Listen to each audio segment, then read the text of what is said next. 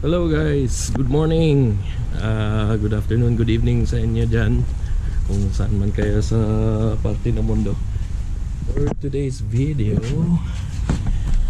ako'y pupunta ng iwan ko lang muna itong basketball shoes ko dito, kailangan ko mamaya. For today's video, pupunta ako ng car shop, auto shop, kasi yung truck ko naglolo ko. Ayan yung pickup truck ko. Siya guys, naglolo ko yung niya, transmission. Nag-i-slide siya. Tapos araw-araw paiba-iba na yung nangyayari, parang tatapon ko muna yung gas, yung bike, yung trash. Iba-iba yung nangyayari dito. Nung una nag-slip yung transmission guys. So nung una tumatakbo pa siya ng sa speed na gusto ko, pero kalaunan parang may naririnig na akong tumutunog. Tapos hanggang sa parang yung RPM niya mataas, tapos mabagal yung takbo. So anyway, check ko muna dito kung ano yung mga kailangan kong iwan, kasi ipapaayos ko to ngayon. Tapos 5 days pa naman, 5 days pa daw yung 4 to 5 days yung ito may stay sa shop. Ako naisipan ko din na kung pwede siguro umiram ako ng sasakyan doon sa shop for today only, kasi bukas pupunta kami ng North Carolina. Magre-rent kami ng sasakyan doon. Anyway, tingnan ko muna kung may tumutunog sa labas.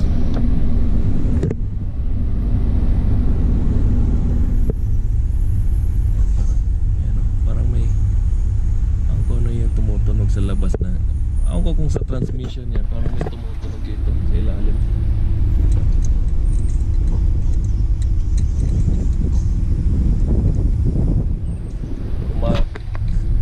Kumakalansing na kumakabog yung tunog, pero katagalan ng takbo nawawala siya. Pero yun nga lang din, pagka slip nung transmission ngayon, nung una hindi pa, so ngayon medyo kahapon lang nagsimula. Na siya, yung RPM ng makina mataas, tapos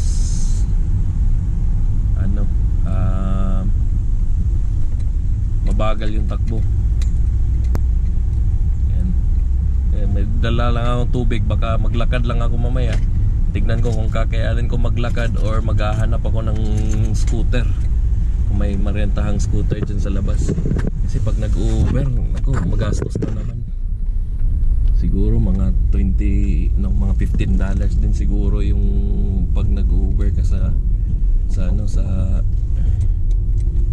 galing dun pa uwi. So anyways guys, bukas punta kami ng Miyerkules, punta kami ng North Carolina sa Raleigh, kasi merong appointment yung misis ko dun.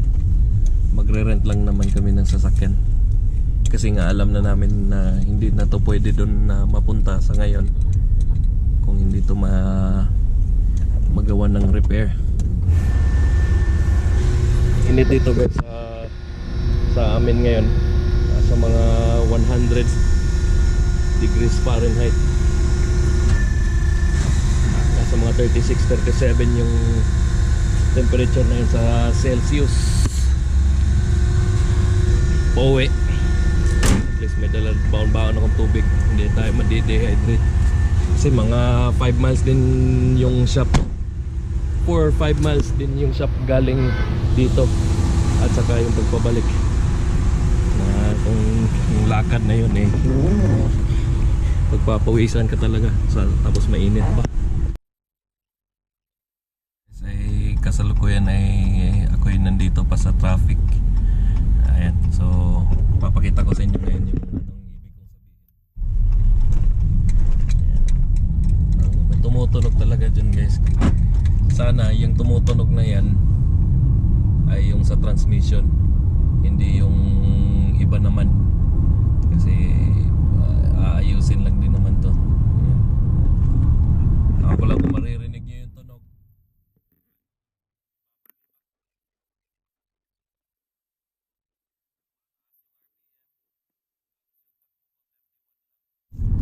So ngayon magpo 4 ways lang ako kasi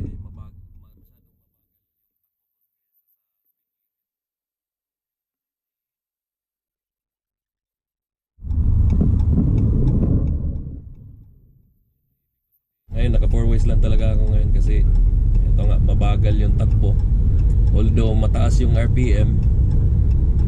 Ito tadalin ko lang talaga sa shop ngayon, papuntang shop na wag sanang tumirik. Yan ang nangyayari sa kanya ngayon. Yan. Mataas. Ayaw ko naman siyang mangyayari nun mag-overheat. Tapos ngayon dito lang ako talaga sa dito lang ako sa slow lane, naka 4 ways para ibig sabihin may problema yung sasakyan, maintindihan nila, tapos mag-overtake lang yung mga nasa likod. Tinatapakan ko siya ngayon, tapos ngayon aangat na yun yung RPM niya sa 3,000. Ibababa ko na naman. Ayan. Wala, ganito lang talaga. So hindi ko magagamit to sa pang-araw-araw na ganito, kasi di natin alam kung ano na naman meron nito sa susunod na naman. So kung tatanong kayo ba't di ka na lang bumili ng bago, yan, naisip ko rin yun. Bibili ako ng bagong sasakyan, pero hindi muna sa ngayon kasi may rason ako na hindi muna ako bibili ng ng bagong sasakyan o kami. Sasabihin ko na lang yun sa mga susunod kong videos.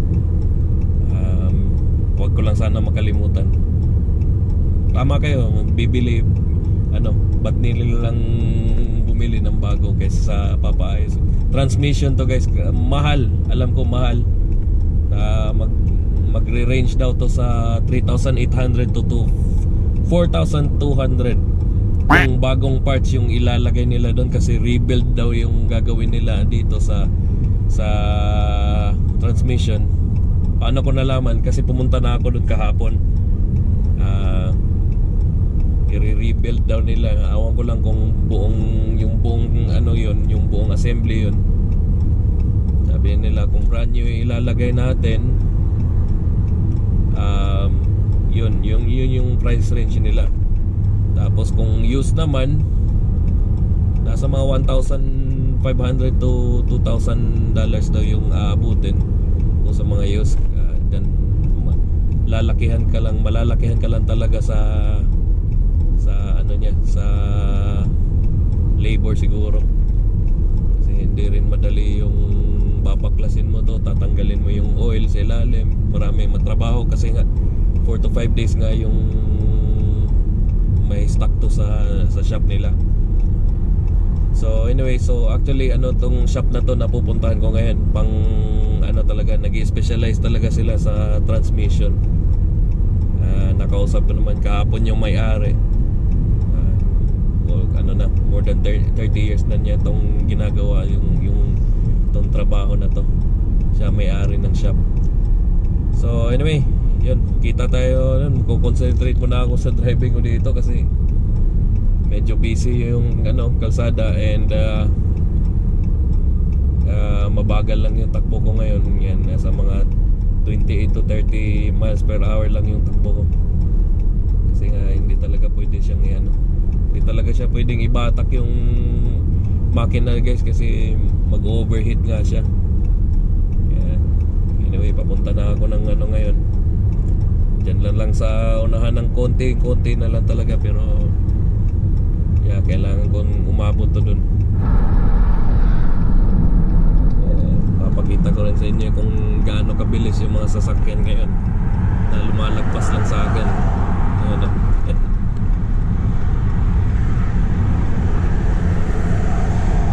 Ayan. Mabilis. Pero yun lang, pag yung nasa na siya, second gear, third gear, doon na nagkakatalo. Minsan nagse-second gear siya, dumidiretso ng fourth gear. Kaya yun nga, nag-slip siya. Tapos minsan ngayon bumabalik siya ng second gear. Kaya ito ngayon from fourth gear, tapos bumabalik siya ng second gear. Kaya ito ngayon mataas yung RPM, nababagal yung yung takbo. Ayan ang kaaksaya sa gasolina, taka delikado din sa overheat. Kasi nga second gear lang yung ginagamit mo, tapos gusto mong mapabilisan, dapat yung RPM talaga tumataas talaga. Kaya ngayon may mga sakyan na naman dyan sa likod.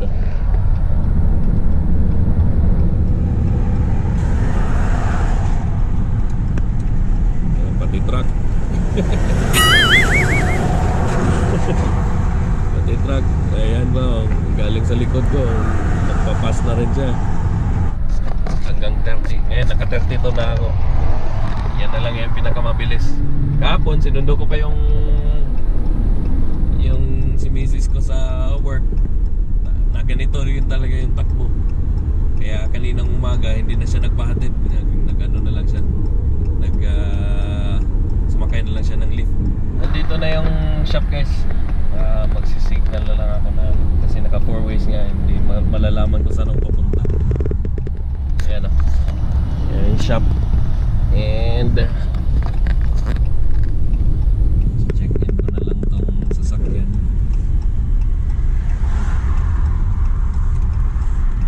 Hanap na parking dito kasi maraming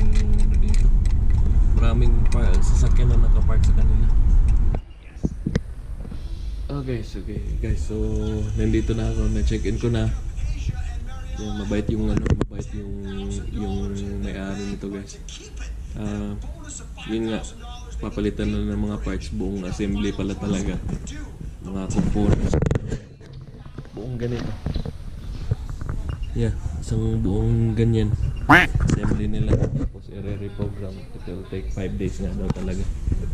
So may bibigyan niya ako ng estimate sa presyo, and yan, titignan pa niya yung sasakyan, check out. Yun na niya pa, kinuha na niya yung susi, tapos papasok niya yung sasakyan doon sa shop.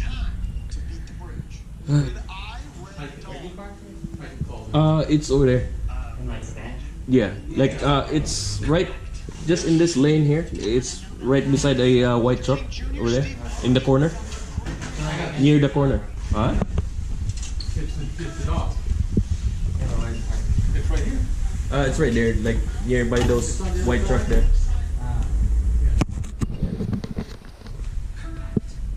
Kahapon, tinest drive yung anak niya. Yung isa sa mga mekaniko niya dito, yung anak niya. Tinest drive, wala daw siya makita. Tapos wala daw siyang maramdaman na kung ano man.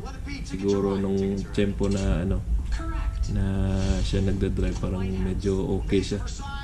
Pero yung siya na si Bill, yung may-ari, sinagad niya yung pinatakbo niya na mabilis-bilis. Yun, doon niya nalaman yung problema.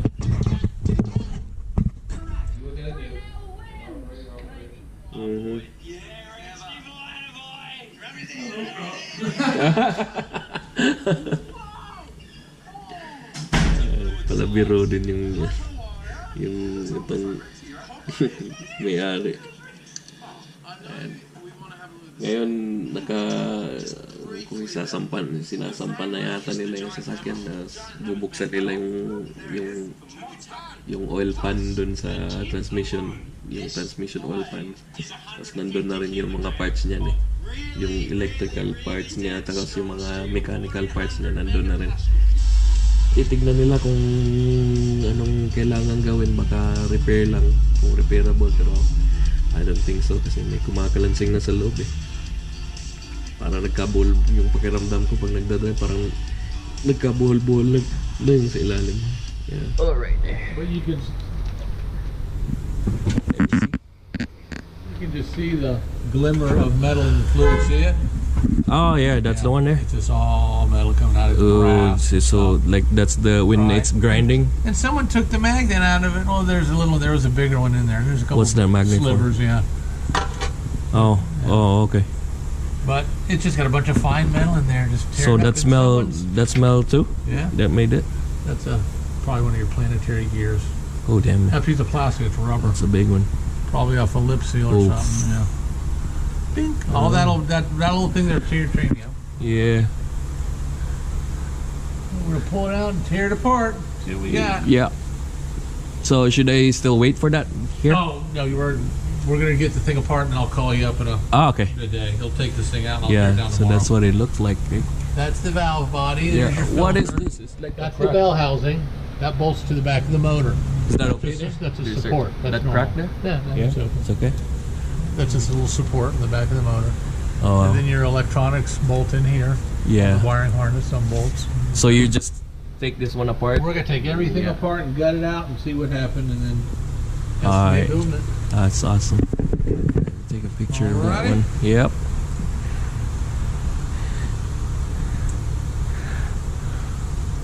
Alright. Okay. All right. How much would that be costing, like everything? So if you get like a 38 to 49. They average about 4,200 bucks. 42. But once you get to the part, I'll go over everything that's damaged and what we're gonna do, and then So you're not gonna buy the parts yet, right? well, we have them in stock. Okay. A lot of them. If now we just order stuff as we go. Yeah. So if you put like a used one in there, so would it be like make a big difference? You can. I mean, used ones, you're probably looking about 3,500. It's not worth it to me. Because of the difference. Well, it's up to you, you know. But to rebuild it with a 3-year warranty, you can Oh, get 38 to 4,900 dollars. Alright. I'll give you a couple options. You can decide what you want. Yeah, yeah. So, you only take cash? No cash, American Express, Mastercard, Debit? debit card, Okay. credit card. So once it's done, so the payment would be like a one-time, big time, right? Yeah. Yeah. We're Damn it. a bunch of different times. I don't know. Okay, you got your card? Yeah. Guys, kung nakita nyo naman, pinakita niya talaga sa akin yung may mga ano dun, mga damage dun sa loob. Yung may mga basag na din na gear. Hindi siya totally basag pero chip siya, ano, yung may portion sa isang gear na biyak. And so yun.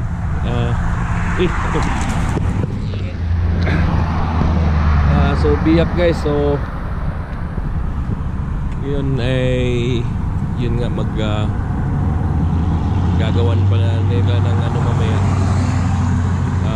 Titignan daw nila mamaya kung gaano yung damage talaga, tapos yun tatawag na lang sila pag natapos yung trabaho. And yun nga, narinig nyo naman, one time big time yung payment. Nakapag-down na ako doon ng $1,000. So hopefully mga $3,000 something na lang yung ano, yung kukulangin. And ayun, so wala silang mapapahiram sa akin na sasakyan guys. So gagawin ko dito, maghahanap ako sa unahan. May Wendy's dito eh. Dito sa unahan, saan ba yun? Dito sa unahan may Wendy's. Upo lang muna ako, maghahanap ako kung saan ako, anong pwede kong gawin pauwi.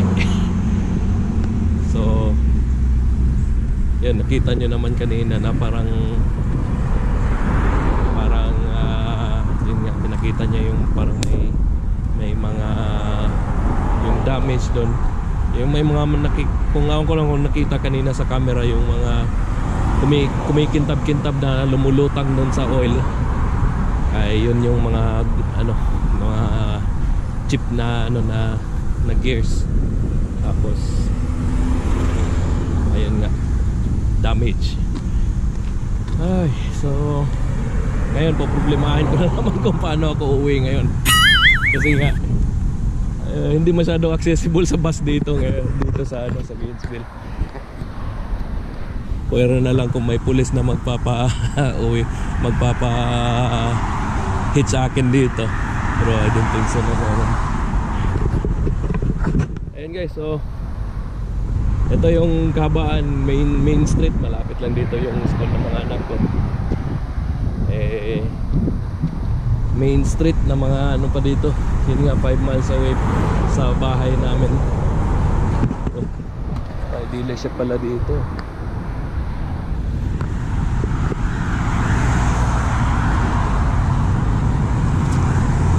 May nakita akong $500 na sasakyan dito. Anong bibilhin ko talaga. Ayun o. May mga maliliit dito na sasakyan. Hatchback Mustang.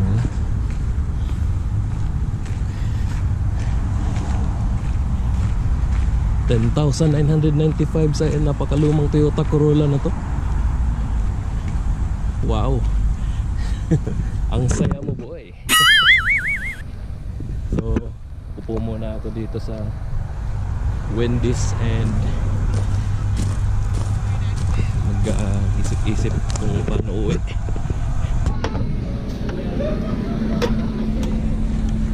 Alright guys, so yeah, figure out ko dito. Kumain lang ako ng ano nun, ng konti sa Wendy's, yung biggie bag nila na $7. May kasamang hamburger, chicken nuggets at saka fries. $7.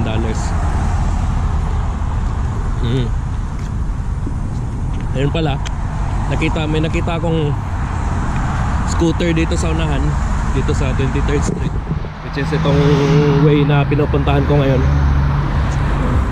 May nakita ako sa lift, tapos i-scan lang 46 cents per minute. So yung pagpapalagay natin na 10 minutes yung tatakbuhin ko dito sa papunta sa amin. So nasa $4.60. Ayan. Pero I don't think kung 10 minutes yung takbo na yun, kasi 15 minutes na nga sa ano pa sa kung kotse yung gagamitin. Dito lang sa kasunod na traffic light. Diyan lang banda may nakita akong scooter sa app. And tingnan ko kung mag-work. Ay. Guys, ilang minuto pa lang ako naglalakad sa init. Nakakaano na. Nagpapawisan na rin ako. Alright guys, nandito na ako sa 23rd Street.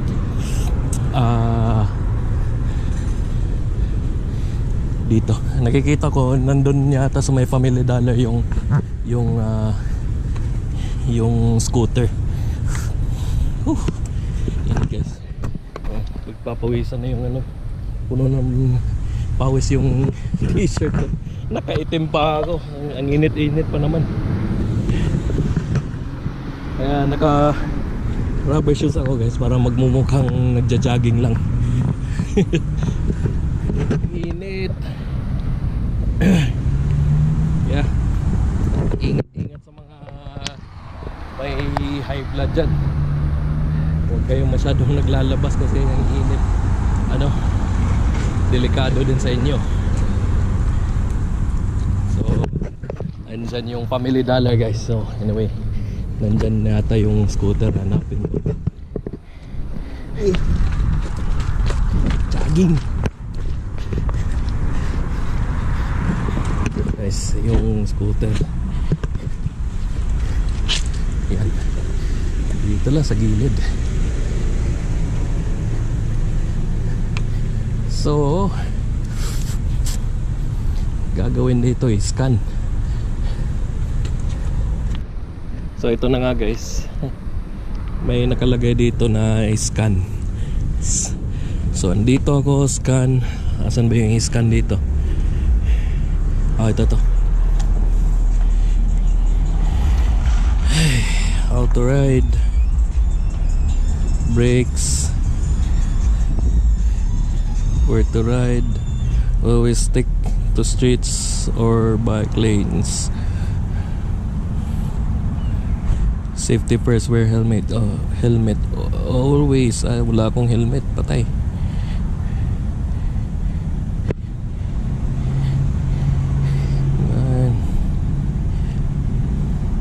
Yan.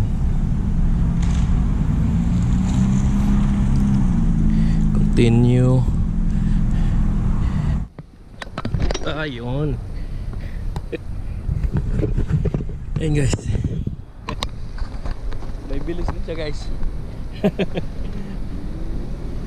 Kailangan ko lang munang sipain siya.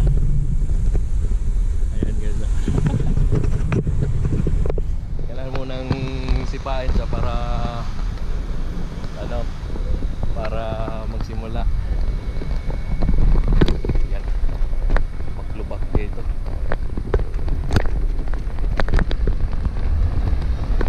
Yeah. Dito lang tayo sa gilid guys. Brake. Medyo mahina na yung brake niya, patay, pero gumagana pa naman. Mabilis.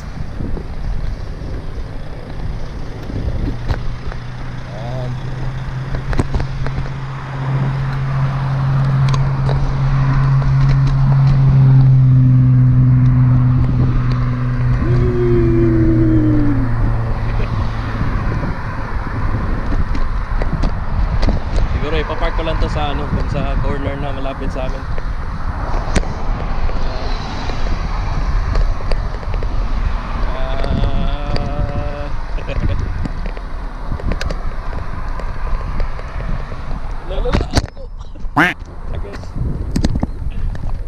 May bako-bako din pala dito.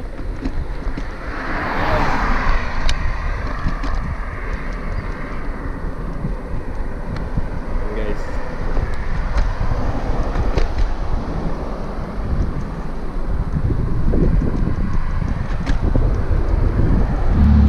Guys, iwan ko na lang to dito yung scooter guys. Parang siguro battery mahina yung battery niya.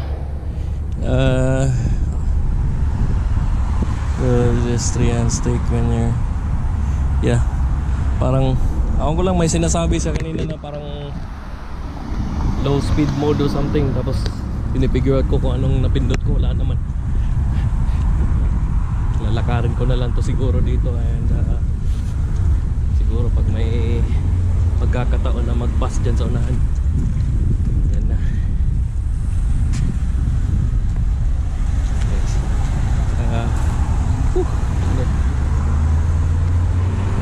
1 mile something lang yung natakbo. Ang bagal din pala. Hindi, matulin naman siya sa scooter, pero yan, kailangan kong bumagal kasi maraming dito sa dito sa dadaanan, so sa gilid may mga lubak-lubak. Kailangan ko magbabagal. Ayun. Ako lang siguro, lalakarin ko na lang siguro to. May kasama exercise na rin. Habang may tubig. Ayun, tingnan natin kung kakayanin ko to. 3 miles na lakaran siguro to. Ayun, tingnan natin. Mainit. Kung hindi, hihinto ko dyan sa unahan. Kukuha ko ng lift pauwi. Okay guys, see you later. Guys, isip-isip ako guys, dito lang muna papasilong. Di kaya. Sobrang init. Kukuha na lang siguro ako ng lift ride.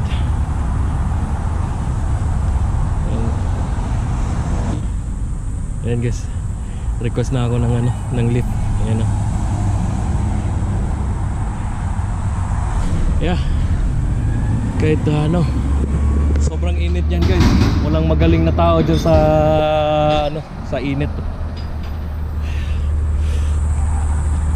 Kaya ayaw ko naman na yung ano, wala akong reklamo sa katawan sa ngayon. Parang kaya ko naman siya. Pero sa sobrang init, baka wag naman sana, baka biglang may mangyari sa akin dyan sa kalsada. Ako lang mag-isa. Ayan, nakakatakot din at saka delikado. Pati itong tubig na iniinom ko, ang init na. Yan na guys, ang init.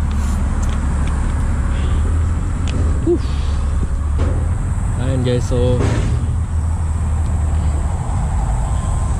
ano na lang, no choice. Ano lang naman yung ano, galing dito papunta sa amin, $9 something na lang yung babayaran ko sa lift. And worth it na rin yun kaysa bumulagta ako dyan sa kalsada. Sobrang init. Ayan, magka heat stroke pa tayo. Huwag naman sana. Kaya kayo, ingat-ingat kayong lahat dyan sa ano, kung saan man kayo sa parte ng Florida or saan man kayo sa US or dito sa bansang Amerika. Kung mainit dyan sa inyo, ingat-ingat kasi napakadelikado ng ano, ng araw. Napakainit. Pero pag dito sa ano naman, sa shade, dito sa naka-shade naman ako dito sa ano, okay naman yung hangin. Pero tingnan nyo naman, pati yung sombrero ko tagaktak ng pawis na yung dito sa likod. Yan. Nasaan na ba yun ano, yung ride ko? Ano ba yan? In 2 minutes. Yeah, parating na siya. Nandyan lang siya sa unahan.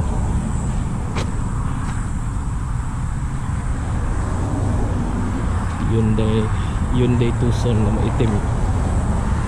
From Main Street, I don't know, for some reason it stopped. Oh, no. So I just decided to like, I just have to get a ride, a better ride. Yeah, it's saying it's 98 degrees up there right now. Oh, feels like 106. That's what it says in the weather. Oh man. It's crazy.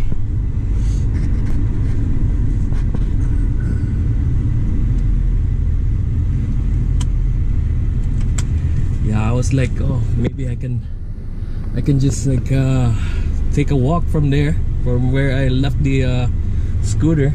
Yeah. And I was like, in the middle of my walking, I'm like, oh, I have a bad feeling about this one. Yeah, no It's like it's too kidding. hot. Yeah, I just got back from Alaska Oh. 2 days ago. 2 days ago. Man, it was so nice weather up there. Oh yeah. Were you from there? No. I was Oh, up you there just went for vacation? Yeah. Yeah. Same for me. It was like 4 days ago. I was in Canada. Oh yeah. And okay. yeah, the sun is out, but the air is fresh and Oh, yeah. it's cool. Definitely nicer up there right now. Yeah. So ayun guys, napilitan ako magkumuha ng ride. Sobrang init. Sabitin ako sa amin. Hanggang dito na lang. So next time sa ibang video. Peace.